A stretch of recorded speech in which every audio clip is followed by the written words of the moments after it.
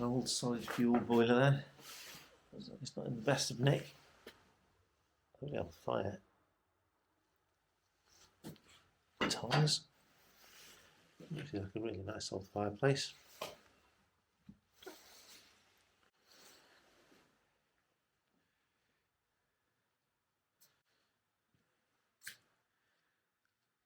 The old table and the benches as well. Look at these nice, beautiful tiles on the floor.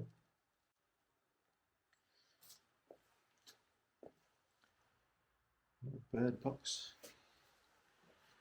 A big diesel space heater. That might come in useful in the winter. Cool. Look at that. Old hi-fi. What's that? Jim Steinman. Well, that's quite a cover. I know I'm going to be like this forever. Okay. Oh, look at this. Hello, Foxy. That is as creepy a fox as you're ever going to meet with one eye. Poor old thing.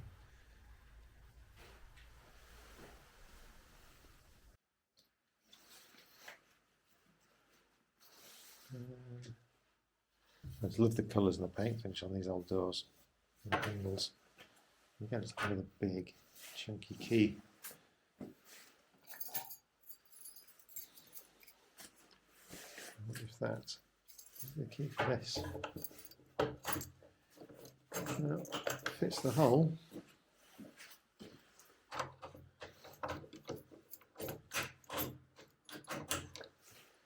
Doesn't do a lot, unfortunately. Ah. It's like a list of old names from the old horses. 1947, Nutmeg, 47, Panomora, Martina, Golden Dawn. Oh, lovely. Some more of the old gardening equipment in here. Ooh, chainsaw. Old. That's from here. That's come off some time ago.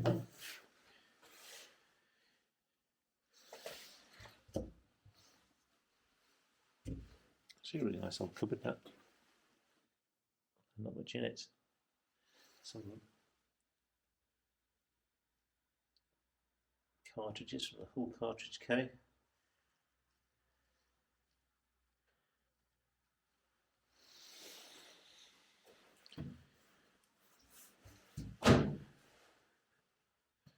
An old post office telephone there. Remember this when I was a kid. Had a green one. Some chopped pork from Poland. Lovely.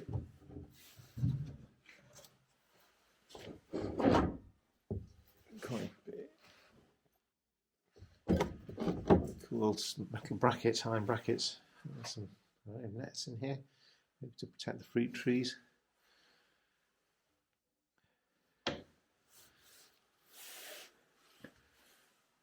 So it's quite a nice old cupboard as well. Great old bench. There's another one that matches that somewhere else. Old gas canister. Looks like some of this felt's down here. Bess, no. Bess, come on, out. Oh, you got a ball? Oh, nice. A ball. Yeah, some old attempts here, I think, to fix the flat roofs. Another nice old bench.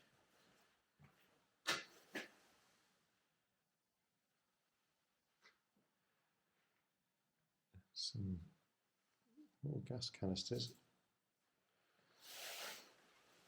A old side table. Maybe a card table, isn't it? Coffee table.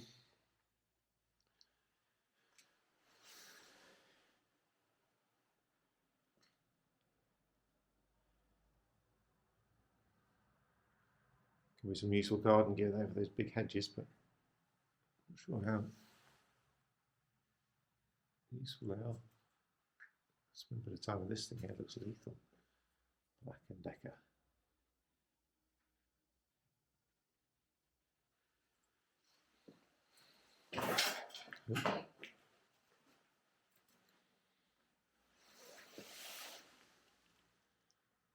That looks like an old grease gun. Grease up equipment. So yeah, pretty amazing space actually. Look at some of these cobwebs. Wow. Pretty good neck. I love the colour of the bricks as well. Quite unusual. Come on then, Bess. Shoot the ball.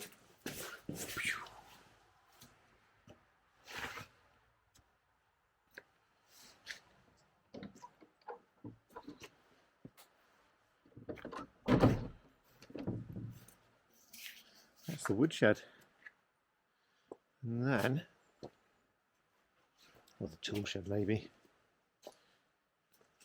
Actually quite a nice little table left out here to get damp.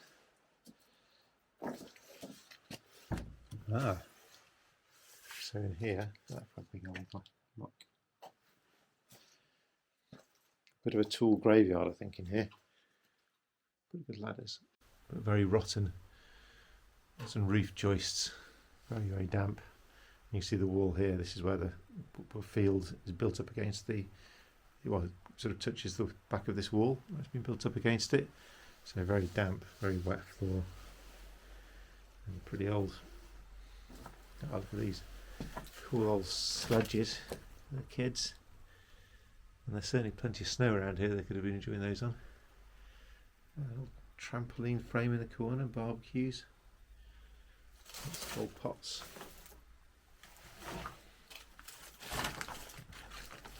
Yeah. An old leaf brushing machine to capture leaves. That might get get us some revival. That's an old rotavator. I'm not sure that's still going to work.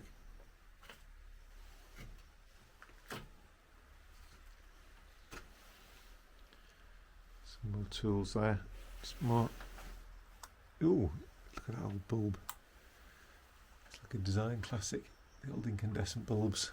Oh, look at an old bird's nest up there. Probably using the holes in the doors to get in and out.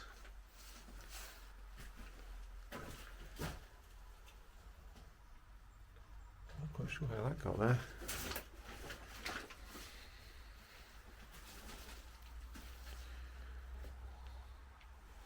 Okay, so that's the something shed.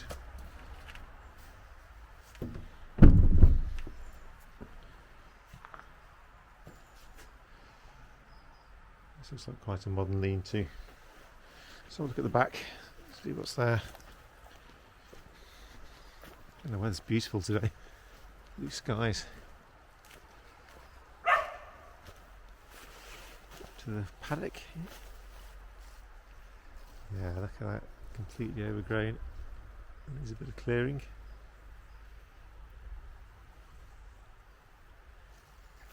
Yeah.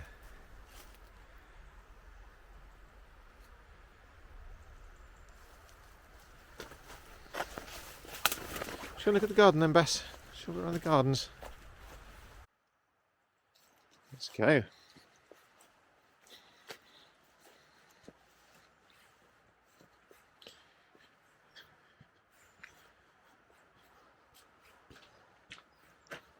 Oh.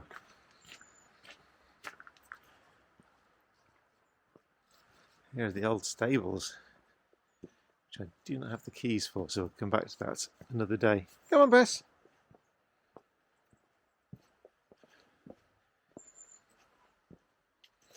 Okay, so lots of old stones to rebuild some walls with. Beautiful old stone walls. This is a bit like going through the secret garden. Gates to the secret garden. Handy lean-to. This is pretty nice as well. A solid, chunky piece of steel frame. There's some stuff growing up the side of that. Lovely. Oh dear. Not a very happy door.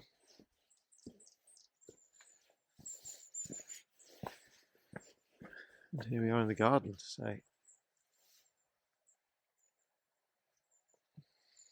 this is the this used to be the vegetable gardens, this end of the garden apparently. So again, pretty overgrown, but you can roughly see where the borders were. It's like a nice old apple tree. Not sure about that one.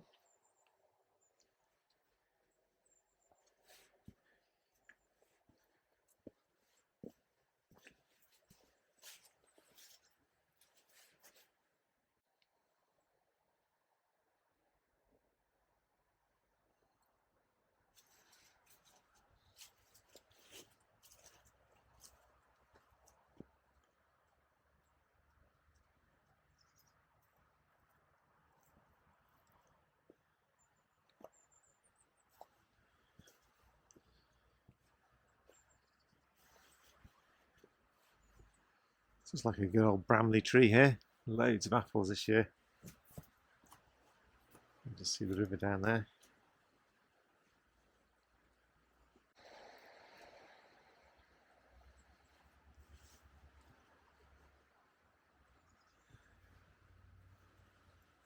A lot of yew that here hedge there to cut. Will keep me busy. This old wall's been repaired. But this one here looks decidedly shaky. You see the river through there, getting higher and higher.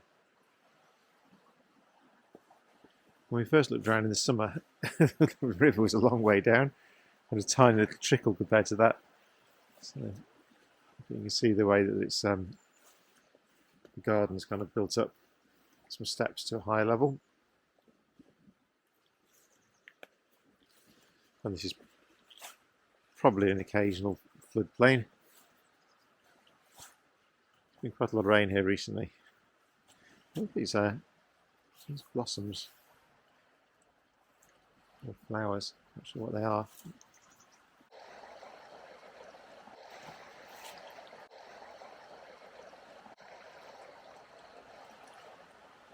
Apparently there's trout and grayling in this river.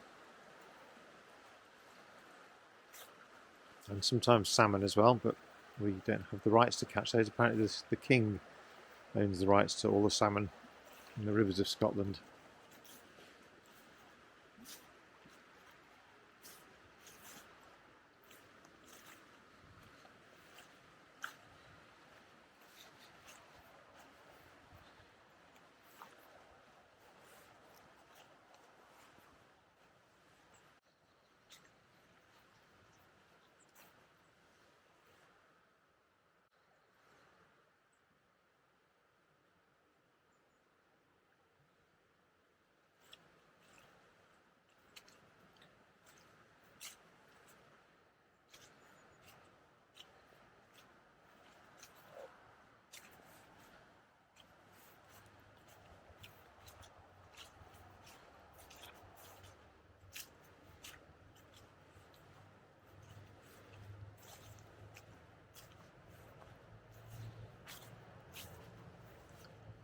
There's some more steps up to the garden.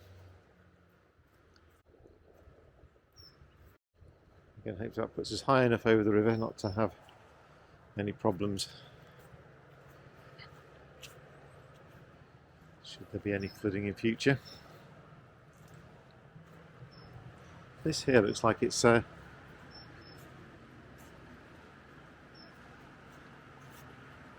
old fishing platform. We should need to cut down some of these branches if you wanted to use a rod here.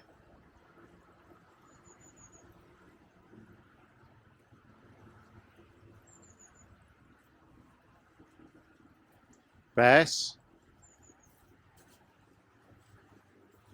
No, not down there.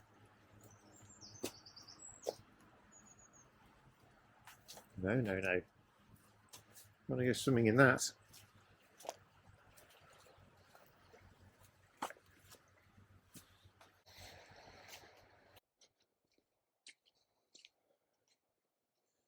And here is the gateway back into the garden. Let's have a quick look back up there again. Gosh, it's a thick, thick hedge.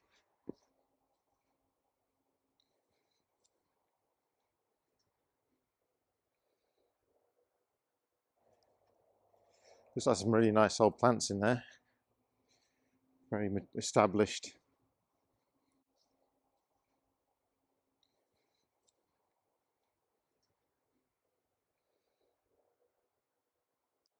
And then this is the sort of southwest elevation of the house.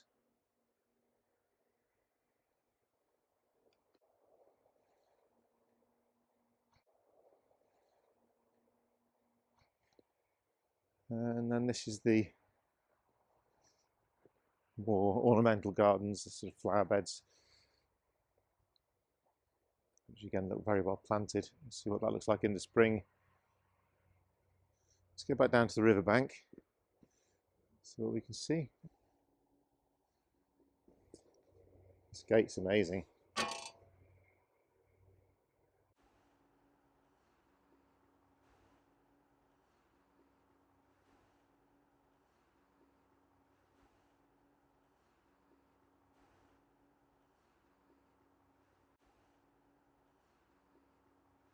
And then back out into the riverbank.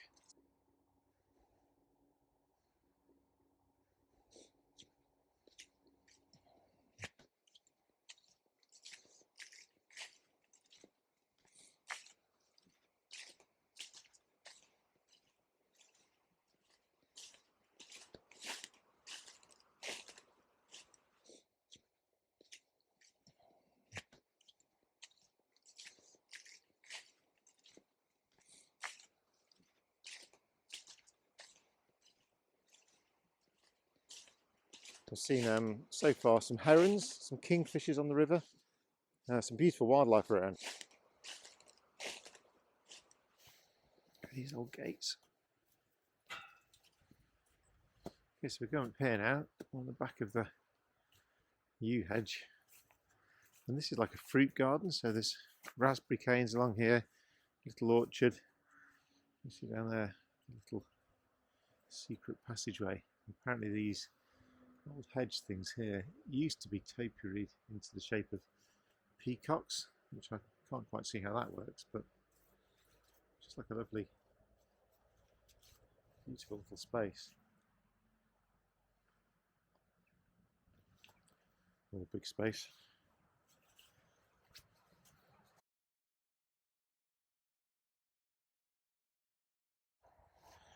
And then we're back to the house again.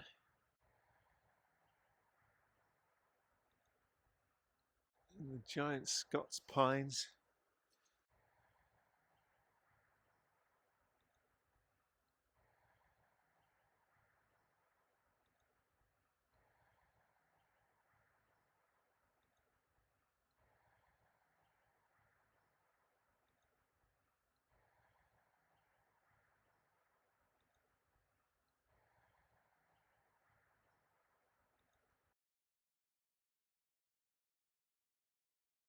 Over the last couple of videos, we've had lots of interest and questions on the layout of the house and also the history of the house as well. And this week we had an email from Dr. Paul Bradley, who is he did his PhD on the work of William Byrne, who's the sort of preeminent architect of the Scots baronial movement, which is like the 19th century movement that built some of Scotland's most incredible houses.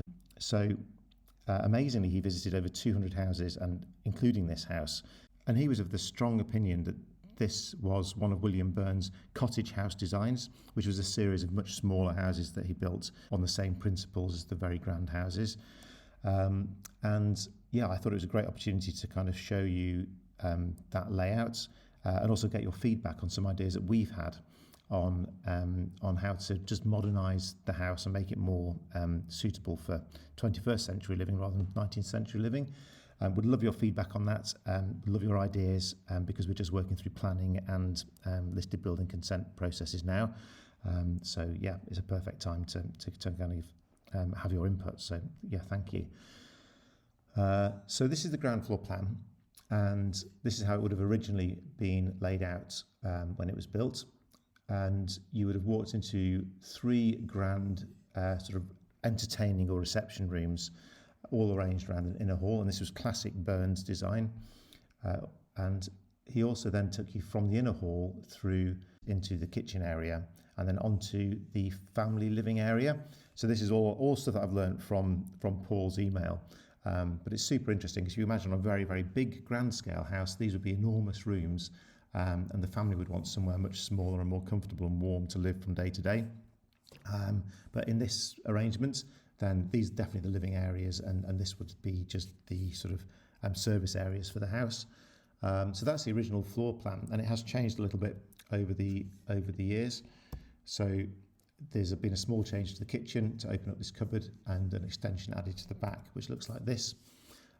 So this is the flat roof extension, which is failed and leaking with the staircase that's also very wet. And then this is the kitchen area where you've got the kitchen sink next to the window. But at the moment, it's a very small kitchen space, and you can't really fit a family dining table and all of the appliances of a modern kitchen. And also, this area of the house has no garden access at all. So this is option one, where we take off the modern extension at the back completely, return the line of the house back to the original, and remove that staircase from the side of the house.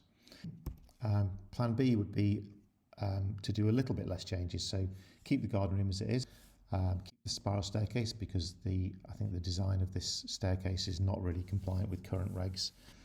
So those are our thoughts. We'd love to know what your thoughts are and get your feedback.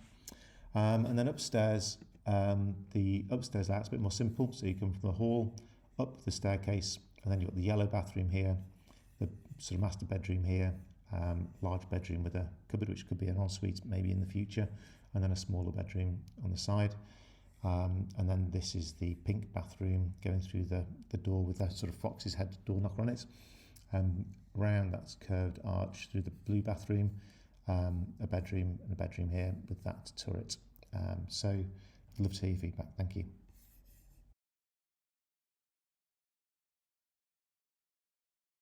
I'll just show you the paddock that comes with the house as well.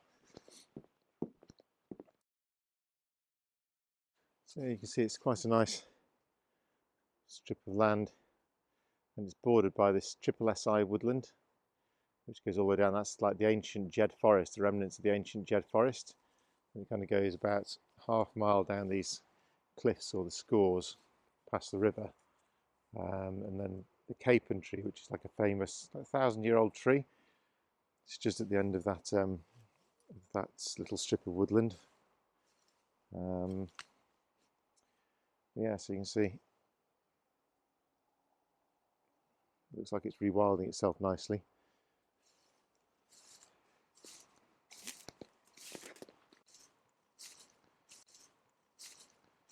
Some of the badger tracks and wildlife kind of weave their way through the paddock down to the river. I think there's like a badger set just up here by that big sort of cracked tree around there somewhere, up the bank. Bess is off to go and have a sniff.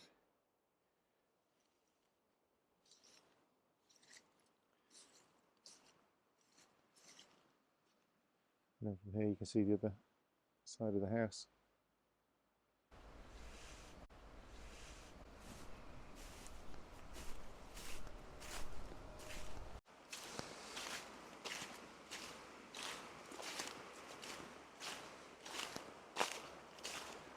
And in the middle of the river you can see it's a little island down there.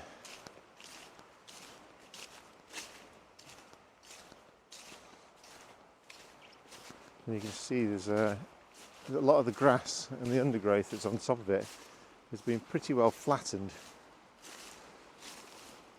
Sometime recently, as the water's gone so high up, it starts to cover up the island in the centre.